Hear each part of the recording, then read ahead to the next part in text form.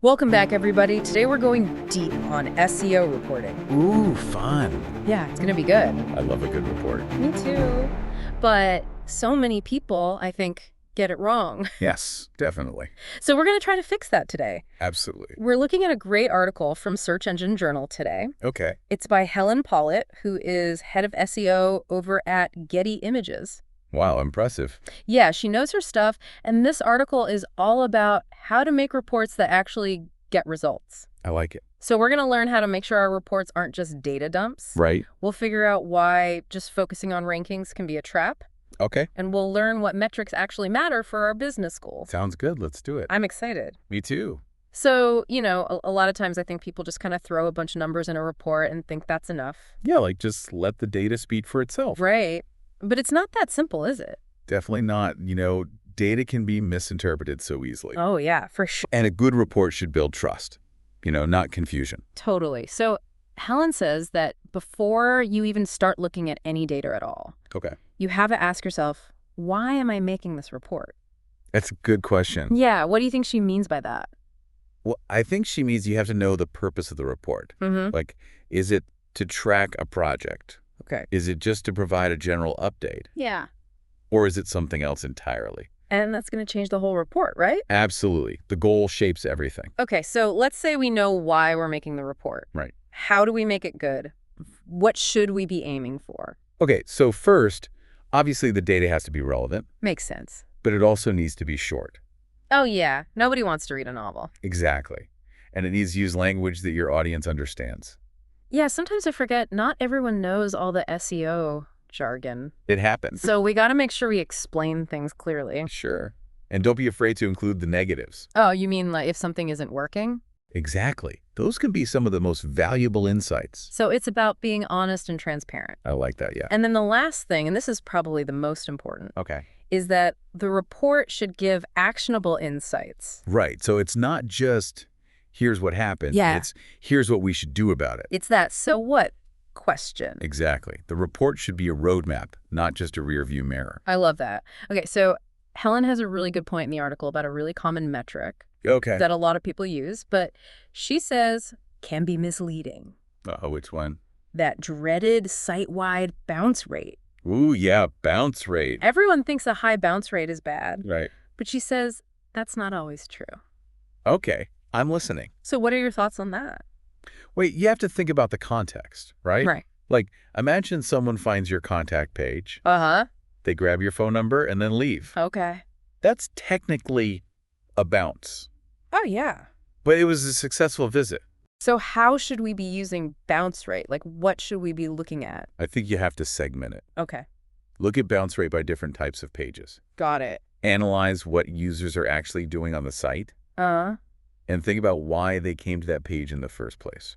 So we can see if a high bounce rate is actually a good thing. Exactly. It's all about understanding the bigger picture. This is really interesting. Yeah, it is. So she also talks about the number of URLs crawled being misleading. Oh, interesting. So wouldn't you want more URLs crawled? Wouldn't that be better? Well, not necessarily. It really depends on the context. Like if there's a sudden spike in crawled URLs, Okay. it could be good, like Google is finding new content. Okay. Yeah. But it could also mean there's a problem, like a ton of bots crawling pages that don't matter. So we have to look deeper. Always. Never jump to conclusions based on just one number. Okay, that makes sense. Good. So if we shouldn't just be looking at overall bounce rate or the number of URLs crawled, what should we be focusing on? Well, Helen says we should be focusing on metrics that align with our business goals. Oh, okay. I like that. So let's imagine like a pet store that wants to sell more of their non-slip pet bowls. Okay, good example. How would we approach reporting for that goal? Well, I guess instead of just looking at overall website traffic or keyword rankings, Yeah. we'd want to focus on the metrics that are specifically related to those non-slip bowls. Exactly. Huh. But how do we actually do that? Like, how do we choose those metrics and tie them back to the goal? Yeah, that's what I'm wondering. It feels a little abstract, so maybe we can break it down for everyone listening with a real example. Okay, so think about it like this. Think about the customer journey. Okay. How would somebody actually find those non-slip bowls online?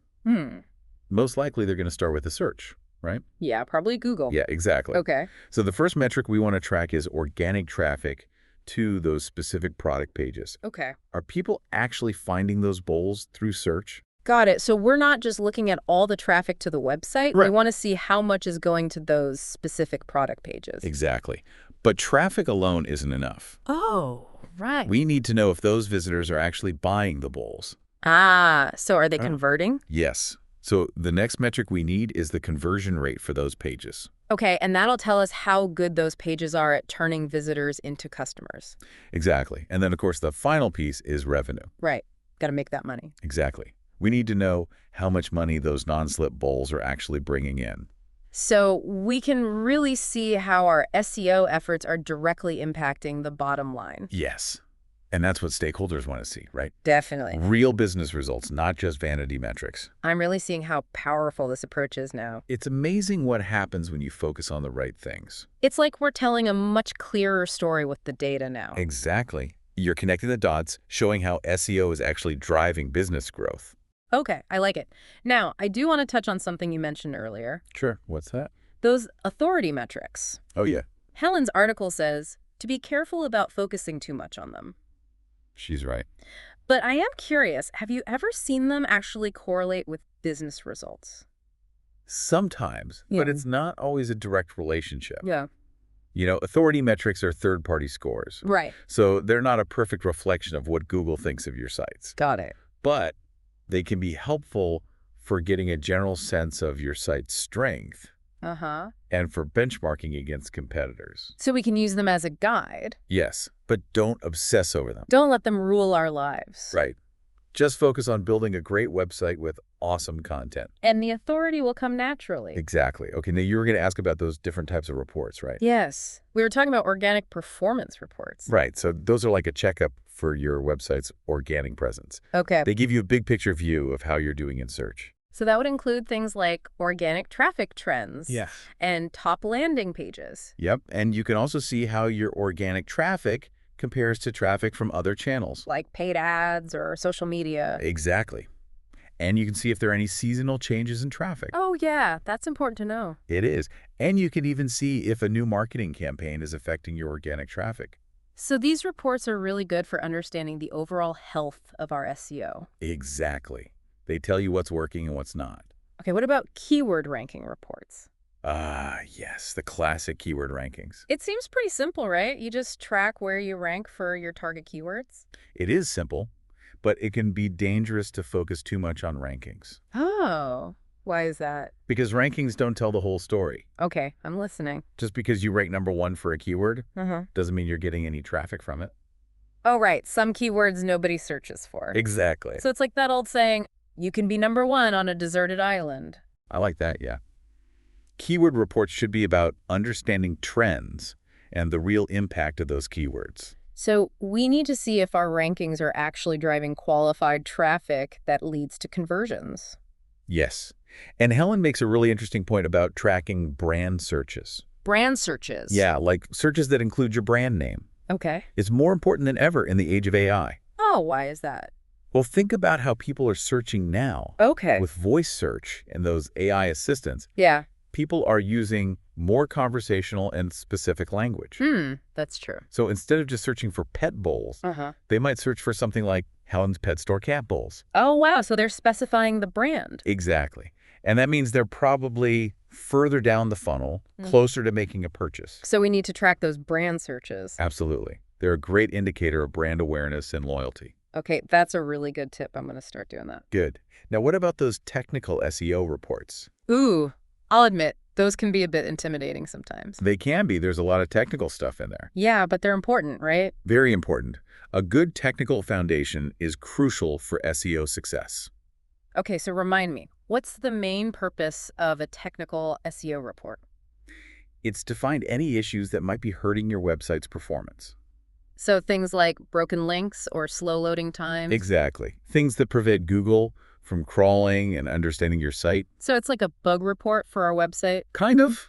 But the key is to prioritize the issues. Right, because there are probably a ton of things that could be better. Exactly. Yeah. Don't overwhelm people with a huge list of technical jargon. So instead of saying we have 500, 404 errors, Right. We should say something like, we need to fix these 50 broken links on our top product pages because they're hurting our rankings. Much better. That's clear, concise, and actionable. And don't forget to highlight the wins, too. Oh, yeah. Celebrate those successes. So if you fixed a major technical issue, Uh-huh. make sure to show how it positively impacted the site. Exactly. Okay, so we've covered organic performance, keyword rankings, and technical SEO. What's next? Link building reports, Ah, yes, the backlinks. the lifeblood of SEO.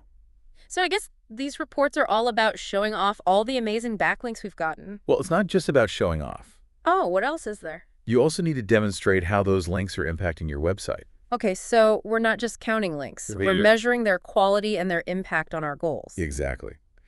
Are those links sending traffic to your site? Mm-hmm. Are they coming from relevant and authoritative websites? Okay. And most importantly, are they leading to conversions? So we have to connect those links to our business goals. Always. Remember, it's not just about getting any link, it's about getting the right links. And what about those authority metrics we talked about earlier? Do they matter for link building?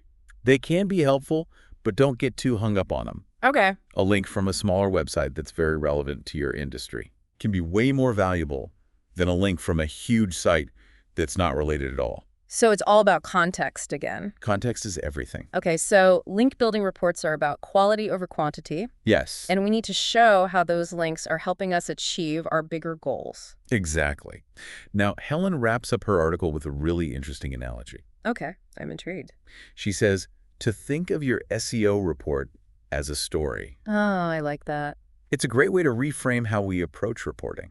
It's not just about presenting data. Right. It's about crafting a narrative that engages the reader. And that narrative needs a strong ending. Okay, so how do we do that? Think about the key takeaways you want your audience to remember. Okay. What actions do you want them to take? So we're leading them towards a conclusion and inspiring them to act on what they've learned. Exactly. Your report should be a catalyst for change. I love that. It makes reporting so much more engaging. Right. And it helps people actually understand and use the information. Okay, so this has been amazing. I've learned so much. Me too. It's been fun. What would you say is like the biggest takeaway from all of this? I think the most important thing is communication. Okay. SEO reporting is really about telling a story. With data. Exactly. We're using data to create a narrative. That makes sense. And that narrative needs to be clear, concise, and compelling. So it's not just about the numbers themselves. Right. It's about what those numbers mean. And what we should do about them. Yes. We want our reports to drive action and show the value of our work. This is so eye-opening. I feel like I have a whole new perspective on SEO reporting now. That's great to hear. And I love that idea of being a storyteller. Me too. It's a powerful way to think about it. We're using data to paint a picture and capture people's attention. And to inspire them to embrace the power of SEO. So to everyone listening, I encourage you to take a look at your own reports. Yes, good idea. Are you focusing on the right metrics? That's the first question. Are you telling a compelling story with your data? And most importantly, Are you using your reports to advocate for the value of SEO? it's not just about showing your work, it's about showing your impact. I love that. So remember, if you're ever feeling lost in the data, Or overwhelmed. just think back to this conversation. Focus on the why. Prioritize clarity. And always keep your audience in mind. Great advice. Well, thank you so much for joining us on this deep dive into SEO reporting. It's been a pleasure being here. We hope you learned a lot, and we'll see you next time. Bye, everyone. Keep learning and keep pushing the boundaries of SEO.